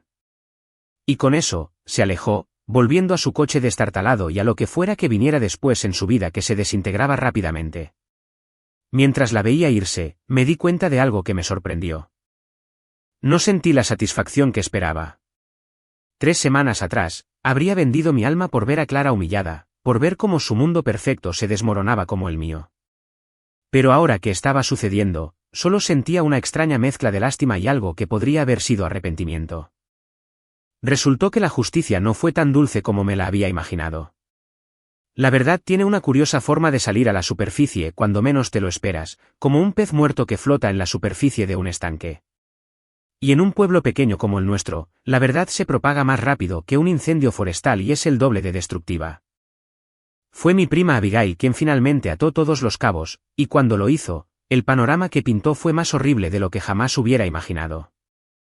Abigail trabajaba para Morrison & Associates, una de esas lujosas firmas de contabilidad que usan los ricos cuando quieren esconder dinero o encontrarlo después de que alguien más lo haya escondido. Era muy perspicaz y tenía la mente analítica que podía detectar fraudes financieros a 3 condados de distancia. Y lo más importante, tenía acceso a registros que la mayoría de la gente nunca ve, el tipo de registros que muestran de dónde viene realmente el dinero y a dónde va. Me llamó un jueves por la noche, unas 2 semanas después del desastre de la reunión familiar. Estaba sentado en mi sofá, con una cerveza en la mano, viendo a los Cardenales perder contra los Cachorros cuando sonó mi teléfono. Marcus, tenemos que hablar, dijo con la voz tensa, con esa tensión que solía indicar que alguien iba a recibir malas noticias. ¿Nos vemos en Murphy's mañana por la mañana? Temprano. O sea, antes de que aparezcan los chismes. El restaurante de Murphy al amanecer era tan privado como un confesionario, lo que lo convertía en el lugar perfecto para conversaciones que no querías que oyera todo el pueblo. Llegué a las 6:30 y encontré a Abigail ya allí, sentada en un reservado de la esquina con una pila de papeles tan gruesa que parecía capaz de ahogar a un caballo. Dios mío, Abby, dije, deslizándome en el asiento frente a ella. ¿Qué es todo esto?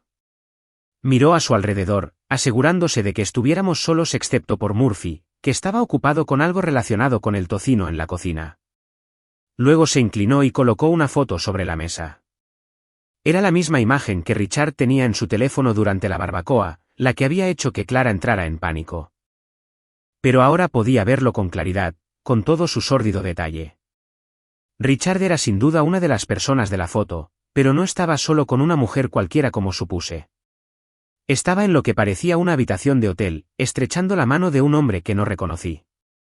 Entre ellos, sobre la mesa, había un maletín lleno de dinero y lo que parecía ser un fajo de documentos de un préstamo. ¿De dónde sacaste esto?, pregunté. Esa es la pregunta del millón, dijo Abigail con voz sombría. Esta foto apareció en un correo electrónico anónimo enviado al FBI, a la Comisión Bancaria Estatal, al periódico local y a una docena de personas más, incluida Clara. Pero la cuestión es que quien tomó esta foto sabía exactamente cuándo y dónde estar.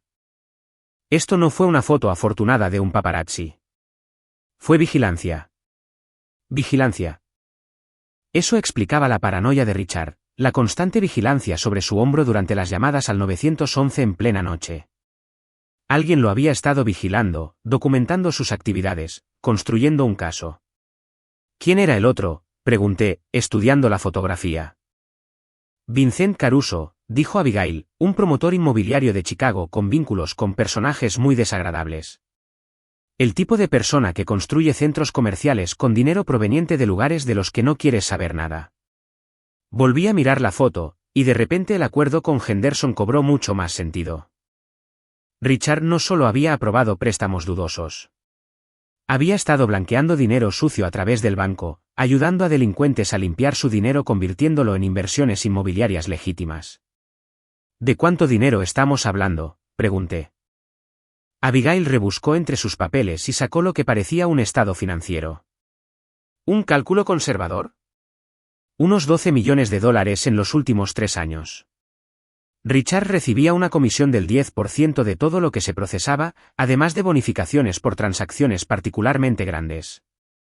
12 millones de dólares. Con razón Richard y Clara vivían como reyes. Su elegante casa, los coches caros, las vacaciones exóticas, todo se compró con dinero manchado de sangre, financiado por criminales que necesitaban un banquero respetable de un pueblo pequeño para que su dinero sucio pareciera limpio. Pero aquí es donde se pone realmente interesante. Abigail continuó, sacando otro conjunto de documentos. El FBI no se topó con esto por casualidad. Alguien les proporcionó información, pieza por pieza, a lo largo de varios meses. Registros bancarios, detalles de transacciones, lugares de reunión, información que solo alguien con acceso interno podría saber. ¿Crees que alguien del banco estaba proporcionando información a los federales? Creo que alguien estaba jugando a largo plazo, dijo. No se trataba solo de exponer los crímenes de Richard. Se trataba de destruirlo por completo, sistemáticamente, pieza por pieza. El panorama empezaba a tomar forma, y no era nada agradable. Alguien con acceso a las actividades de Richard lo había estado documentando todo, construyendo un caso que no solo acabaría con su carrera, sino que probablemente lo llevaría a una prisión federal durante los próximos 20 años. Las misteriosas llamadas telefónicas, los mensajes amenazantes, las fotos de vigilancia, todo formaba parte de una campaña cuidadosamente orquestada para derribar a Richard Langford. ¿Alguna idea de quién pudo haberlo hecho?, pregunté. Abigail negó con la cabeza. Podría ser cualquiera. Cuando blanqueas dinero para el crimen organizado, te ganas muchos enemigos. Quizás a alguien le estafaron en un trato. Quizás Richard intentó traicionar a la persona equivocada. O quizás alguien en el banco se dio cuenta de lo que hacía y decidió delatarlo. O tal vez, pensé, alguien tenía una razón más personal para querer ver a Richard destruido. Alguien que conocía sus actividades criminales y decidió usar esa información para saldar viejas cuentas. ¿Y Clara?, pregunté. ¿Cuánto sabía ella? Esa es la pregunta del millón, dijo Abigail. Legalmente, podría enfrentar cargos de conspiración si los federales pueden demostrar que sabía de dónde provenía el dinero. Pero, por lo que sé, Richard le ocultó los detalles. Ella sabía que vivían bien. Pero probablemente pensó que todo era legítimo. Probablemente. Pero no definitivamente. Había una diferencia. Y esa diferencia podría ser el factor determinante de si Clara pasó la siguiente década visitando a Richard en la prisión federal o acompañándolo allí. ¿La casa? Los coches. Todos sus bienes. El gobierno lo va a confiscar todo, continuó Abigail. Las leyes de decomiso de bienes son bastante claras sobre las propiedades adquiridas con ganancias de actividades delictivas. Clara probablemente lo perderá todo. Aunque no la acusaran de nada. De todo. De la casa de la que Clara estaba tan orgullosa. Los autos que a Richard le encantaba presumir. Las joyas, las obras de arte y todos los demás símbolos de su éxito. Desaparecieron. Incautado por el gobierno federal y vendido en subasta para compensar a las víctimas de los crímenes de Richard. ¿Cuándo saldrá todo esto a la luz pública?, pregunté. Pronto, dijo Abigail. El FBI lleva meses preparando el caso. Pero me enteré por ahí de que planean realizar arrestos en las próximas semanas. Una vez que eso suceda, será noticia de primera plana en todas partes. Noticias de primera plana. La caída en desgracia de Richard estaba a punto de convertirse en un espectáculo público, con paseos por los sospechosos, cobertura mediática y todo lo que conlleva ser un acusado de alto perfil. Y Clara iba a estar en medio de todo, lo mereciera o no. ¿Sabes qué es una locura?, preguntó Abigail, recogiendo sus papeles. Hace 3 años, toda la familia creía que Richard era el caso de éxito y que tú eras la moraleja. Resulta que eras la única que realmente estaba construyendo algo legítimo. Eso me impactó más de lo que esperaba. 3 años siendo tratada como el fracaso de la familia. 3 años viendo a Clara y Richard alardear de su éxito sobre todos. Y resulta que toda su vida se basaba en la delincuencia. Mientras yo me dejaba la piel intentando reconstruir mi negocio de construcción con trabajo honesto, ellos vivían a lo grande con dinero sucio. La ironía era tan grande que uno se atragantaba. ¿Sabe ya algo de esto la familia?, pregunté. No los detalles, dijo Abigail. La mayoría cree que Richard fue despedido por alguna irregularidad bancaria. Cuando se sepa la verdad, cuando descubran que blanqueaba dinero para delincuentes, será un shock. Un shock. Por decirlo suavemente. La familia había pasado años alardeando del éxito de Richard, presentándolo como un ejemplo de lo que se podía lograr con trabajo duro y determinación. Descubrir que su éxito se basaba en el crimen iba a destrozar muchas ilusiones. Al salir de Murphys y tomar caminos separados, no podía dejar de pensar en Clara. Digan lo que digan de ella, no merecía ser destruida por las actividades criminales de su marido. Había tomado sus decisiones, claro. Había elegido a Richard antes que a mí. Elegí el lujo por encima de la lealtad. Elegí la imagen por encima de la sustancia. Pero elegir mal no era lo mismo que elegir de forma criminal. La pregunta era, ¿qué iba a hacer con esta información? Podía quedarme sentado y observar cómo se desarrollaba el drama, dejar que Clara se viera sorprendida por los arrestos, las incautaciones de bienes y todas las demás consecuencias de los crímenes de Richard. O podía avisarle de lo que se avecinaba para que al menos pudiera intentar prepararse. 3 años atrás, la decisión habría sido fácil. Hace 3 años, me habría alegrado ver a Clara recibir lo que creía que merecía. Pero eso fue antes de verla en la reunión familiar, con aspecto destrozado, perdido y completamente derrotado. Eso fue antes de darme cuenta de que a veces la mejor venganza es darse cuenta de que no necesitas venganza en absoluto. Mientras conducía a casa, tomé una decisión que me sorprendió incluso a mí. Iba a advertir a Clara, no porque le debiera algo ni porque esperara volver con ella. Iba a advertirle porque era lo correcto y porque a veces hacer lo correcto es más importante que saldar viejas cuentas. Además, estaba a punto de aprender la lección más difícil de todas, que cuando toda tu vida se basa en mentiras, la verdad no solo te libera, sino que destruye todo lo que creías saber sobre ti mismo. ¿Sabes eso de que el tiempo lo es todo? Bueno, la precisión de Clara siempre había sido un desastre, y la noche que apareció en mi puerta no fue la excepción. Llovía a cántaros. El tipo de aguacero que te hace cuestionar si Noé tenía razón con todo ese asunto del arca. Y yo estaba sentado en mi sala, intentando decidir si llamarla para avisarle de lo que se avecinaba. Llamaron a mi puerta a las 9:30 de la noche de un martes, lo que me puso nervioso de inmediato. En los pueblos pequeños, la gente no aparece sin avisar al anochecer, a menos que alguien haya muerto, haya sido arrestado o esté sufriendo una crisis emocional que requiera intervención profesional.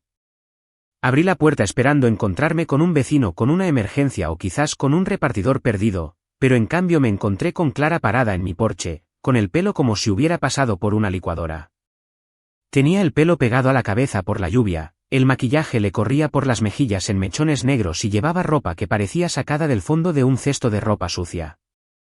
Esta no era la Clara pulida y ordenada con la que me había casado. Ni siquiera era la Clara desventurada que había visto en la reunión familiar. Esto era algo completamente distinto. Una mujer que se había quedado con lo esencial y descubrió que no quedaba mucho debajo. Marcus, dijo con la voz ronca, como si hubiera estado gritando, llorando o ambas cosas.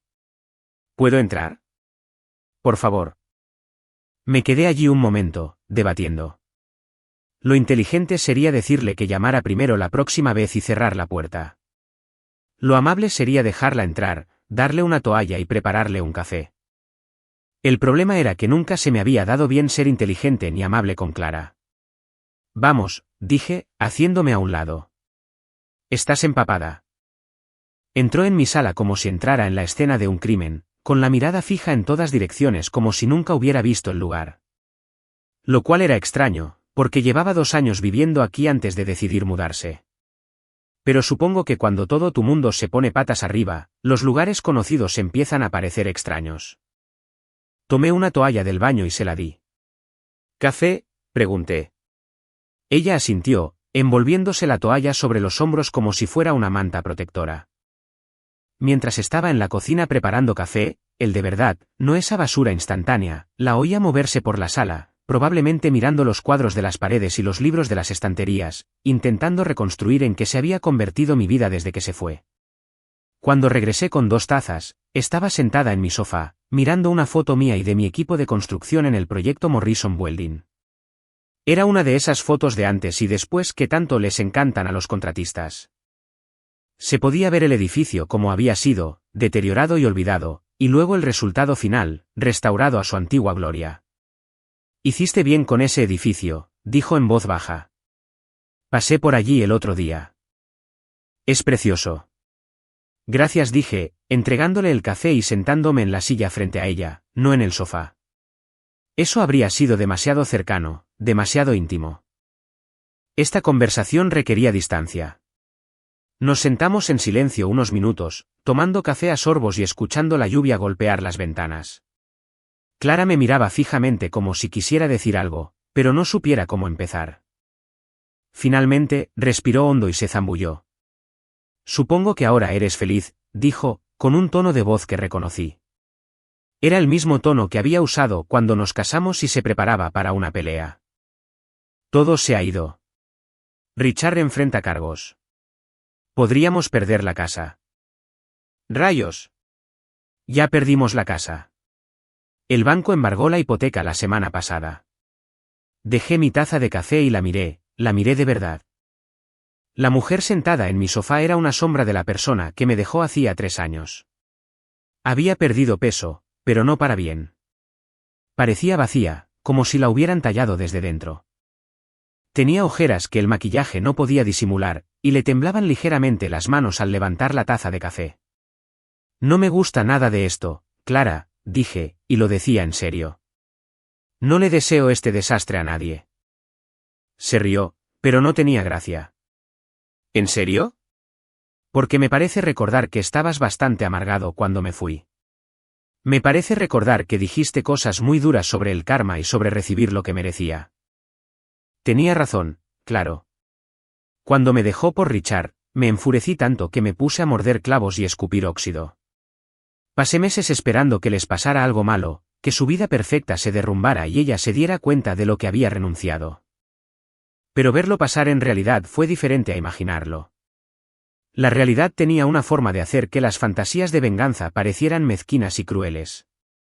Eso fue hace 3 años, dije. La gente cambia. Las situaciones cambian. ¿De verdad?, preguntó, inclinándose hacia adelante. Porque me parece que estás justo donde siempre dijiste que estarías. Exitosa, respetada, construyendo tu propia vida. Mientras tanto, yo estoy sentada aquí en tu sala, empapada y sin hogar, rogando por Dios sabe qué. ¿Qué me pides, Clara? La pregunta quedó suspendida en el aire entre nosotras como humo. Abrió la boca para responder, pero la volvió a cerrar, como si no estuviera segura de qué quería de mí. No lo sé, dijo finalmente. ¿Un consejo, quizás? Has pasado por esto. ¿Sabes lo que es perderlo todo?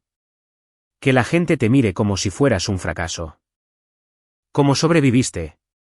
¿Cómo sobreviví? Esa fue una pregunta difícil.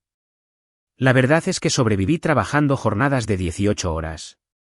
Concentrándome en construir algo real en lugar de revolcarme en la autocompasión. Rodeándome de gente que valoraba el carácter por encima de las cuentas bancarias. Pero no creía que Clara estuviera lista para oír ese sermón.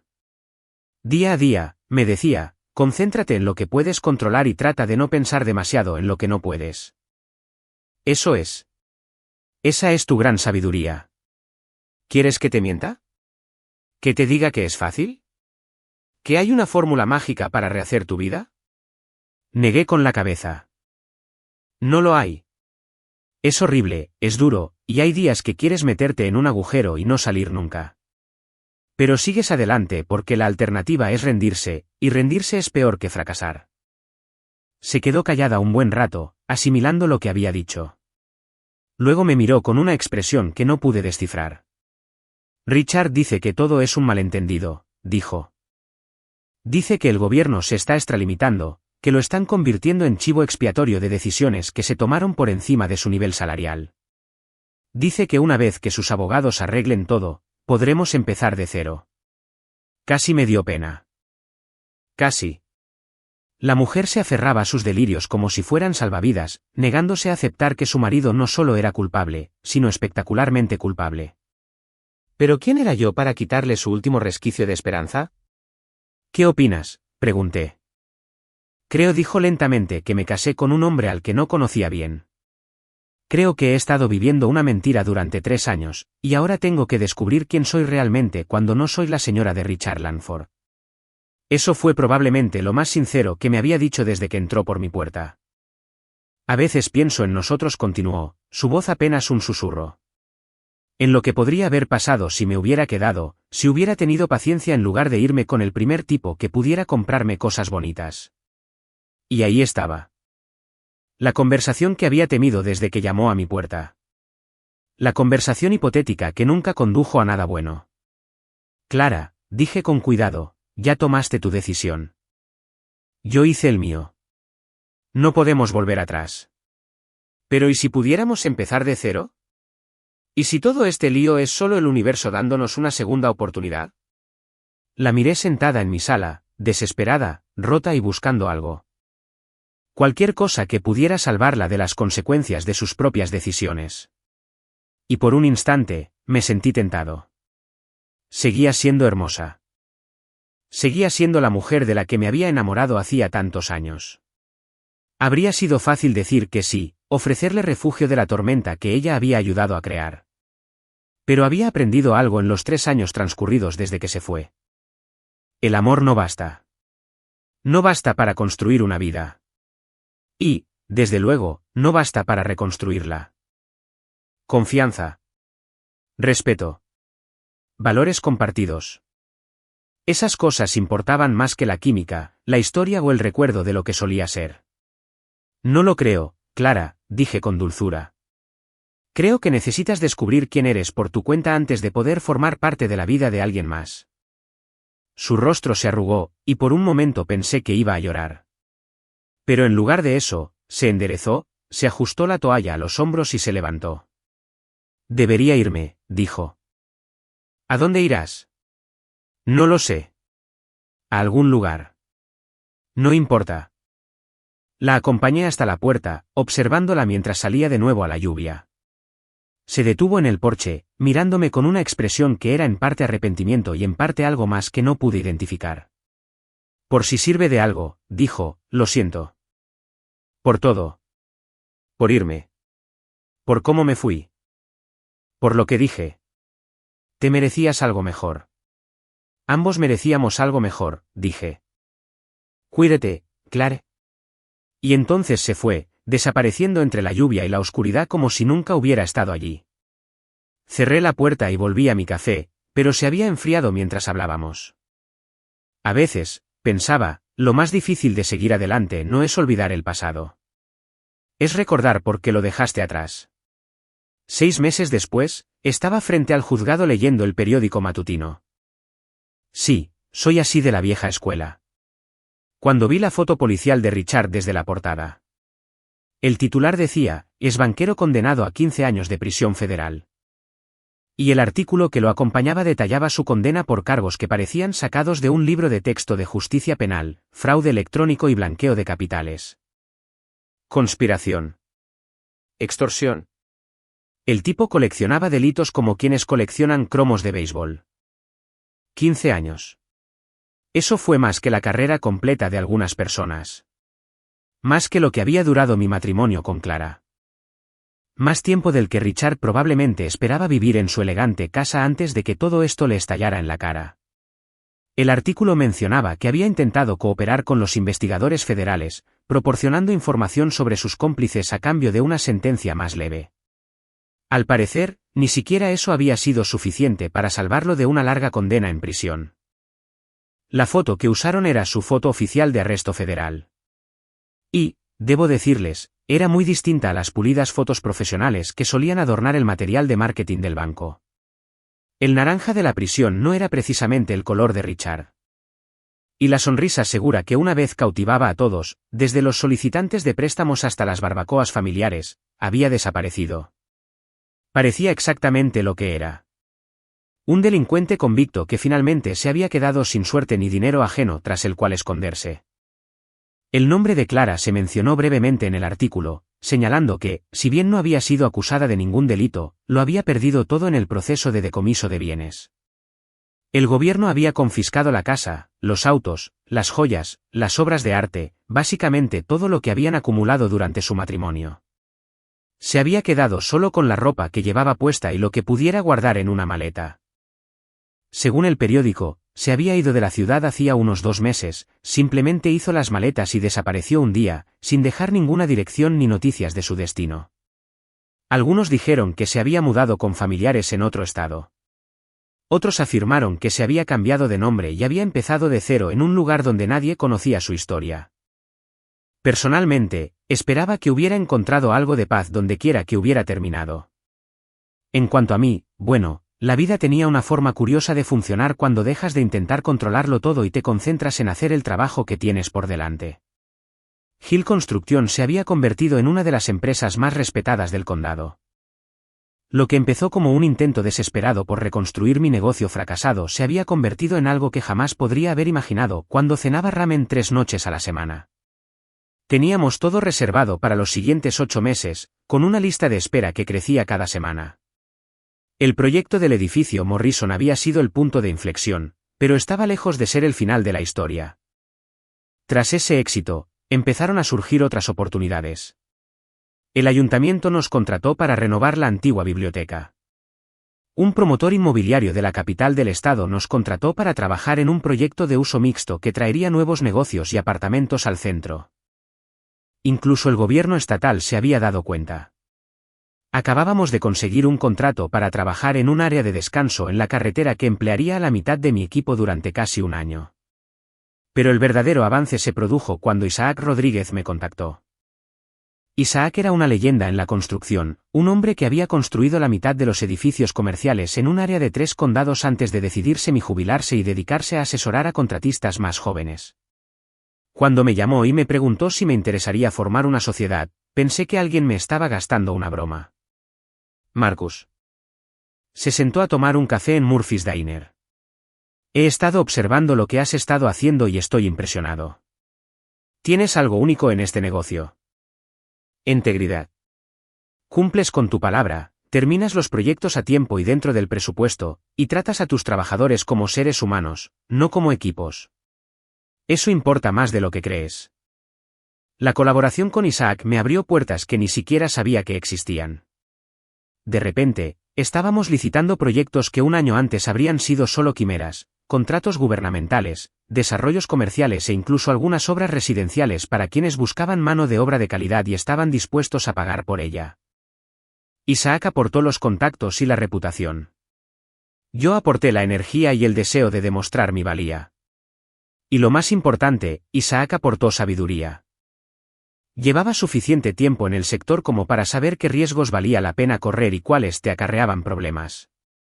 Me enseñó sobre la gestión del flujo de caja, sobre cómo forjar relaciones con los proveedores, sobre la importancia de llevar una buena contabilidad y cumplir con todas las normativas y códigos tributarios. Cosas que no te enseñan en la escuela de construcción, pero que distinguen a los negocios exitosos de los que fracasan. El dinero era bueno, más que bueno, de hecho. Por primera vez en mi vida adulta, no me preocupaba pagar el alquiler del mes siguiente ni si podría arreglar mi camioneta cuando inevitablemente se averiara. Había comprado una casa. Nada del otro mundo, solo una casa sólida de 3 habitaciones con un amplio garaje donde podía trabajar en proyectos y suficiente terreno para un jardín. Era el tipo de casa donde se podía criar una familia, si eras de esas personas que tenían una familia que criar. Pero la verdadera riqueza no estaba en mi cuenta bancaria ni en mi éxito empresarial. Fue en la vida que construí alrededor de ese éxito. Mi equipo se había convertido más en una familia que en un grupo de empleados. Estaba Tommy, un chico recién salido de la preparatoria que había empezado como ayudante de obra y ahora estaba aprendiendo electricidad. María, una madre soltera que nunca había usado un martillo antes de unirse a nosotros, pero que resultó tener un talento natural para la carpintería. Big Jim, un veterano que había tenido dificultades para encontrar trabajo tras regresar de Afganistán, pero que podía construir cualquier cosa que se pudiera dibujar en un papel. Estas no eran solo personas que trabajaban para mí. Eran personas importantes para mí, personas cuyo éxito estaba ligado al mío de maneras que iban más allá de los sueldos y los márgenes de ganancia. Nos habíamos forjado una reputación en la ciudad por ser la empresa que daba segundas oportunidades a la gente, convictos que no encontraban trabajo en otro lugar, adictos en recuperación que necesitaban estructura y propósito, jóvenes que habían abandonado la escuela pero estaban dispuestos a aprender un oficio. Si alguien se tomaba en serio trabajar y cambiar de vida, le buscábamos un lugar. No era caridad, era buen negocio. Algunos de los trabajadores más esforzados que he conocido eran personas que habían tocado fondo y se habían esforzado por volver a la cima. Las reuniones familiares también habían cambiado. En lugar de ser la historia con moraleja de la que todos hablaban en susurros, de alguna manera me había convertido en la historia de éxito. No por ser rico, aunque me iba bien, sino porque había demostrado que uno podía caerse y aún así levantarse. Que podías perderlo todo y aún así encontrar la manera de construir algo mejor. En la última reunión de Patterson, la tía Margaret me tomó aparte y me dijo algo que se me quedó grabado. ¿Sabes, Marcus? Siempre pensé que el éxito consistía en tener la casa más grande y el coche más elegante. Pero al observarte estos últimos años, creo que quizás se trate de algo más. Quizás se trate de saber quién eres y estar bien con esa persona. Tenía razón, aunque yo no habría podido expresarlo así en aquel momento. El éxito no consistía en demostrarle nada a Clara, a Richard ni a nadie que me hubiera descartado. No se trataba de venganza, reivindicación ni de ninguna de las otras motivaciones que me impulsaron al principio, tras el fracaso de mi negocio. El éxito consistía en construir una vida con sentido, rodearse de personas que valoraran lo mismo que uno y encontrar un trabajo que fuera más que una forma de pagar las cuentas. Todavía pensaba en Clara a veces, generalmente a altas horas de la noche, cuando la casa estaba en silencio y mi mente divagaba hacia lugares donde probablemente no debía ir. Me preguntaba si habría encontrado la manera de empezar de nuevo, si habría aprendido algo de la espectacular implosión de su vida perfecta, si alguna vez pensó en las decisiones que la habían traído a esa noche lluviosa en mi puerta. Pero sobre todo, estaba concentrado en el futuro. Isaac y yo estábamos pensando en expandirnos al condado vecino. Quizás abrir una segunda oficina si encontrábamos la ubicación adecuada. Tommy hablaba de ir a un colegio comunitario para obtener un título de ingeniería y yo me había ofrecido a ayudarle con la matrícula si mantenía buenas calificaciones. María estaba ahorrando para comprar su propia casa, algo que jamás imaginó posible mientras trabajaba en 2 empleos con salario mínimo solo para poder pagar la luz. Eso era lo que importaba ahora. Ni el pasado, ni la venganza, ni la satisfacción de ver cómo se desmoronaba la vida de otra persona. solo el orgullo silencioso que me invadía construir algo real, algo que perdurara, algo que hiciera del mundo un lugar un poco mejor. Mientras doblaba el periódico y me dirigía al juzgado a tramitar los permisos para nuestro próximo proyecto, me di cuenta de algo que probablemente debería haber sido obvio años antes. La mejor venganza no es venganza en absoluto. Es un éxito que no necesita compararse con el fracaso de nadie más. Es encontrar la paz en tu propia vida en lugar de buscar el caos en la de alguien más. Richard iba a pasar los siguientes 15 años en una prisión federal y Clara estaba en algún lugar intentando reconstruir una vida desde cero. En cuanto a mí, estaba justo donde quería estar, haciendo exactamente lo que quería, rodeado de gente importante. Pensaba que esa era una riqueza completamente diferente. Y a diferencia del dinero, el estatus o cualquier otra cosa que la gente busca, era el tipo de riqueza que nadie podía arrebatarte.